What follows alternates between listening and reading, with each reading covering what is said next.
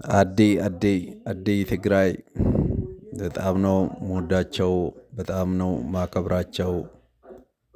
ምክንያቱም አክሱም ላይ ባለፈው እንደነገርኳችሁ ባለውለታዎቼ ናቸው።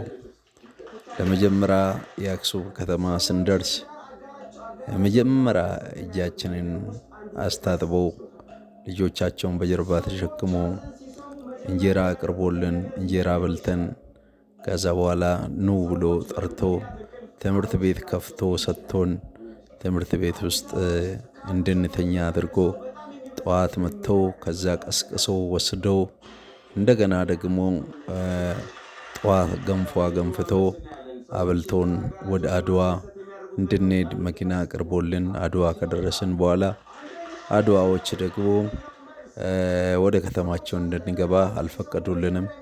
ከዛ በኋላ